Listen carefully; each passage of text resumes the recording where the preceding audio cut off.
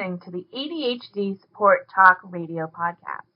ADHD Support Talk Radio is sponsored by addclasses.com.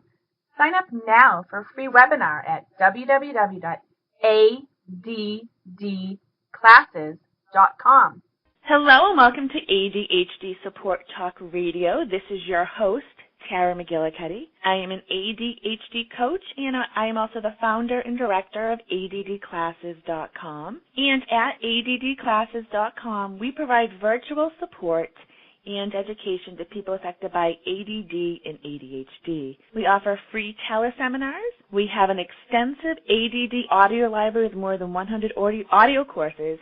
And we also offer more in-depth support programs. And you can learn more about ADDclasses.com by going to the website www.addclasses.com. And today I have a guest back with me. Melissa Orlov is returning to ADHD Support Talk Radio. In just a moment, we're going to be discussing ADD relationships and fighting in conflict. So welcome back, Melissa. I'm so glad you've joined us. Thank you. It's always a pleasure. Thank you. And before we get started talking about conflicts and fighting, can you let our listeners know a bit about yourself, who you are in relation to helping people affected by ADD and ADHD, and how they get in touch with you after the show is ended? I am a marriage consultant, so I work with couples who are impacted by ADHD, one or the other, or both of them have ADHD. I am the author of The ADHD Effect on Marriage, and I also give seminars for couples.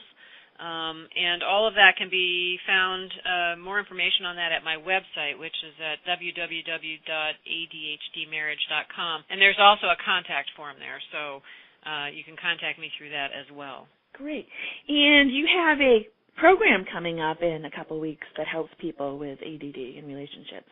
I do. I have a 7-week couples seminar, which I give live, and it's starting April 9th. There's also a recorded version for those who can't do this, but do it live. But it is a wonderful seminar. I've given it a number of years now. I give it 3 times a year, and it has helped a lot of couples turn their relationship around, or at least start to turn their relationship around. So it's a really wonderful resource.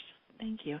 And so today we're going to be discussing conflict of, relationship to people who have ADHD in a marriage or a romantic relationship. And I got to tell you, as someone who works with, adults with ADHD, that's one of the biggest things I hear in relationships is there's so much conflict, there's so much fighting.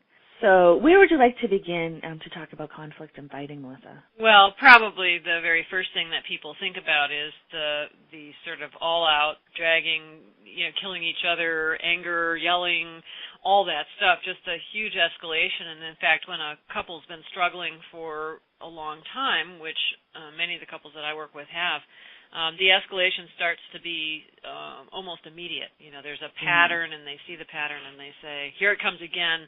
And in order to cut it off at the pass, they just immediately get angry, and they're it's a sign of the state of their relationship. That's probably what you hear about the most. Yeah. It's a very difficult situation. Yeah, go ahead. Oh, it is. And then somebody newly diagnosed with ADHD or not treating it, that anger stimulates the brain. That's often a way that those of us with ADHD often self-medicate. I don't know if like to get angry is the right word, but it stimulates the brain. Well, and I think it's also very easy. So if you think about getting angry, in part is about impulse control. So people who have ADHD often will have difficulty keeping that anger under control. And, of course, the problem is as soon as anybody gets flooded or really angry, they're literally physiologically incapable of dealing with their partner in a positive way, and sometimes physiologically incapable of actually getting out of the argument. And so it just keeps going, Yeah. And you keep saying, why won't you leave me alone, and then no, and off they go, Yeah. It's just, you're totally entrenched in this escalation. It can be awful. Yeah. So it's not good to be around an angry person in general, or a person with ADHD who has that impulse control and, can't. It's really hard to control that. And, that's not fun, to say the least. Yeah. No. Well, and so one of the tricks, actually, for that is is figuring out what the warning signs are of it or the situations where it happens. Sometimes it's at the end of a day, like somebody is no longer medicated and so therefore either more irritable or more easily triggered. There are ways to actually interfere with this repetitive pattern or habit of getting angry with each other that have to do with just communication tips, as well as getting at the underlying things that are making you angry, like, why are you always picking on me, or why don't you ever listen to what I have to say, or, those kinds of feelings that people have. Yeah, and I think it's good just to be aware that anger is happening and it's closely related to the ADHD and the brain and how it works, and that there are ways to prevent it or, stop it, that it doesn't have to be like that all the time. There really are, and it's not just the person with the ADHD who is angry. Also, the person without the ADHD can be suffering from chronic anger or frustration, feeling as if they haven't been heard or that the ADHD symptoms haven't been adequately managed, and that it's really impacting their life. So both people in the couple can really have anger management problems. Yeah, it's very understandable, and educating yourself about ADHD is a great way to start to deal with those anger issues, to understand each other and, ADHD itself. Yeah. There's some interesting variations on the fighting. I don't know if you want to get into those, but one of my favorites is what I call the he said, she said fight, where and couples recognize this as soon as I describe it, where there's something that has happened in the past and the two of you either experienced it differently because your brain processes things differently, or you actually remember it differently. Maybe one of you has a memory issue or whatever. Anyway, you start fighting over whether or not something happened a certain way in the past rather than the content of what's important, right? And it's a really interesting kind of fight. I mean, you can hear a couple do this, go on and on and on. It happened this way. No, it didn't. Why don't you? You never remember what I said, Oh, yes, I do. And each of them is completely convinced that they're right. We have this idea that our memories are like a video camera or something, and they're completely accurate. So it's a fight you just can't get into. I mean, just in general, human beings, we perceive things differently. You take the male-female, the ADD brain versus non-ADD brain, and you really perceive things differently. So, a lot of time, and like you said, people just have this idea that your memory's like a camera, and it's not. Nothing's exact. We witness and perceive things very differently, and fighting about who's right is just, it's not helpful and causes more anger and frustration. Yeah, no. In fact, we're all so different. It's amazing that we understand each other at all. Yes. Yep. Yeah. I mean, if you watch the news and they do an eyewitness account or something, I mean, they interview 5 different people and everybody sees something a little bit differently. So definitely makes sense that would happen in a relationship when, men and women and ADD, non-ADD, and whatever else is thrown into the mix is involved. Yeah, well, it's very interesting. I mean, this has actually been studied. They've been studying this at Harvard, actually, and some very famous experiments about what they call the illusion of memory, these particular researchers. And what you realize is that the brain is very good at screening, and, of course, the ADHD mind and the non-ADHD mind work quite differently, and they screen differently. And so it's highly likely that you won't remember things. It's not only occasional, it's highly likely that you often won't remember things the same way. And so couples have to figure out how to work with that and work through it, or else they're constantly arguing about what did or didn't happen rather than figuring out, okay, so what do we do about it, The past is the past. You can't change the past. The question is, what do you do about it now? Yeah, I mean, how are you going to get the bills paid or whatever it is that you're arguing about? How are you going to find a way to get it done the way you want instead of arguing about why it didn't happen or how you're perceiving things? Right, exactly. It's an interesting difference, but people fall into that because they're just frustrated and they think, why didn't you learn this, or why can't you understand this, or whatever. Yep. It is. And I'm sure both people feel disrespected when the other one, they feel like the other person doesn't understand them, or they assume the other person's lying or whatever else. So it makes perfect sense that there's so much frustration around that. Yeah. Well, there's this, it's an interesting, so sometimes one of the things that contributes to this is a question of whether or not they actually are actively validating each other. There is this concept, sometimes couples do this incorrectly without even realizing it. So they're very well intentioned and yet they still don't do it right. So if, one partner might say something like, "Gee, I can't remember to do that," or "I don't think I'm going to remember to do something," and the other partner will say something well-meaning like, "Oh, of course you can. It's not that hard." And what it indicates to the person who said the original comment was that they didn't hear them. They're saying, "Gee, I don't think I can do this."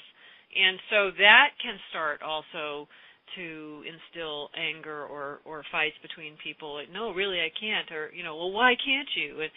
The validation is a really important thing that people sometimes get wrong, and then it sort of sets up this ability to resent the other person for not hearing you and not hearing what you're saying and getting angry about that. Yeah, I mean, validation, it's so important, whether you're in a relationship with somebody with ADHD or just in general, because if we're not validated and don't feel validated, we just feel like we're disrespected, the other person doesn't care. I mean, that's something that I don't think people are aware how important it is. Even if you don't agree with what the person is saying, just validate them and, okay, I hear what you're saying, I get what you're saying, and stop there. Yeah, well, so you've hit on a really important idea, which is that even if you don't agree with what they're saying, validation isn't about agreeing with the person, and that's the mistake people make. They think it is. It's about allowing that person has their own logic flow and way of doing things, and so that also then gets these arguments get going,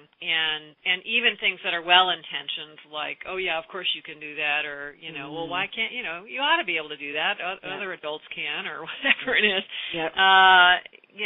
can add fuel to the fire unwittingly, and of course that's confusing, generates more frustration or anger or whatever.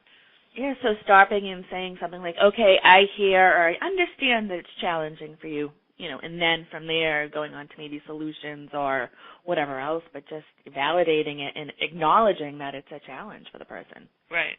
Yeah, that's one of those techniques. So there are techniques that marriage researchers have done a lot of looks at. What makes a healthy relationship, what makes an unhealthy relationship, what is a good fight versus a bad fight, that kind of thing. And so the technique that you just described is part of what makes a good disagreement or a good fight or a good healthy conversation. And there are specific techniques that you'd use for having conflict constructively. Yeah. And the whole thing, you're not trying to get rid of conflict altogether or stop fighting altogether. It's how to do it, in a constructive way that's helpful. Right. No, in fact, relationships where you're not in conflict usually aren't that healthy. No. Because typically that means that somebody is suppressing their ideas or their needs or whatever. It's not, if you never fight, that's usually not a good sign.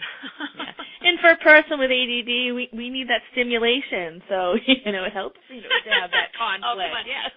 I'd like to say you can get your stimulation in another way. Yeah, I know. But if there's no conflict whatsoever, that's bad. A little bit, it's constructive conflict. It can be helpful in a relationship. Oh yeah. Well, I mean, life is boring if you agree about everything all the time. Yeah, we all think we want everyone to agree with us all the time, and that's not fun though. We need somebody challenging us now and then. That's true. As long as the challenge is not a challenge to you as a person, but rather to an idea or something that you're thinking about. Yeah, and you're respectful when you're challenging somebody else or being challenged. Yeah. Both sides. Yeah. Okay. So. Is there anything else that you want to discuss today around conflict and fighting that we haven't brought up yet today, Melissa? Well, there are an awful lot of different elements to this in terms of different kinds of communication techniques you can use, and one of the areas that I think is quite pervasive in these relationships that leads to an awful lot of conflict, that husbands and wives, or partners, I shouldn't just say, heterosexual couples, but that partners are not always aware of, but once you mention it, they go, oh, yeah, okay, I can see that, is a dynamic.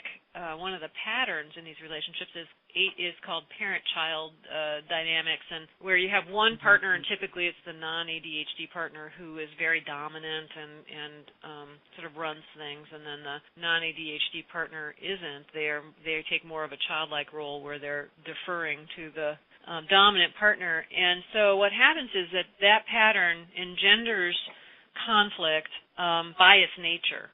The uneven balance of power means you're no longer partners. And so there's all this conflict around, gee, you're not a partner to me, but of course both of them are contributing to that. And when they have disagreement, you should go do X, and then the person doesn't go and do X. There's disagreement not only over the fact that they didn't do it, but also, well, why are you telling me to do it? And that part of that conflict isn't always discussed. It sort of sits underneath in these dynamics, but it's really a common area of conflict in these relationships, and it's a really important one to be aware of.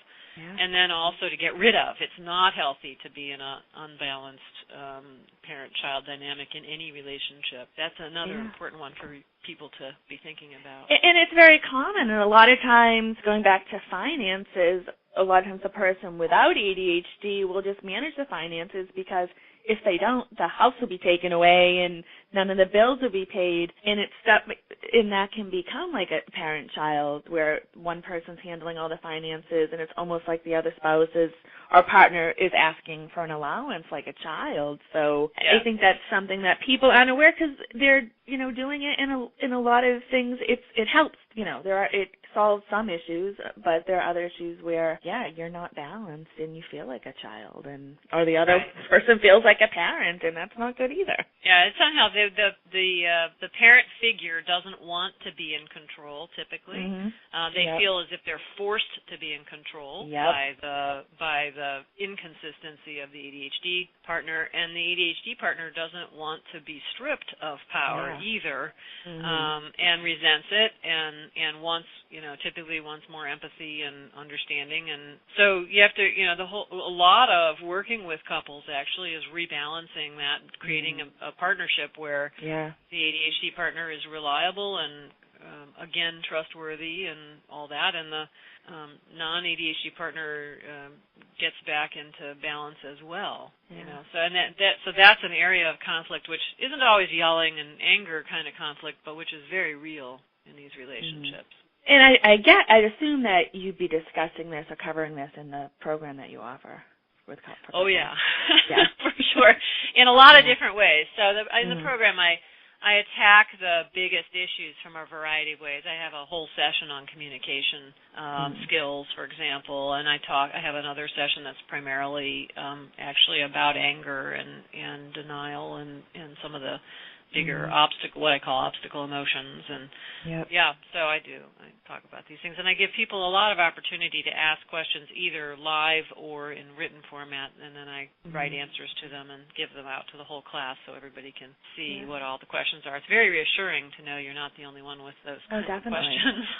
And I think that's one of the things your book has done, your website has done, and there's other people out there too who are helping people affected by relationships. I think people listening to this and knowing, oh my gosh, there are resources, there's help. I don't have to live like this. There's help for me and my partner. I think that alone can just be so helpful. And I have, heard wonderful things about your program. It really has helped. It's saved people's marriages or their relationships. Yeah.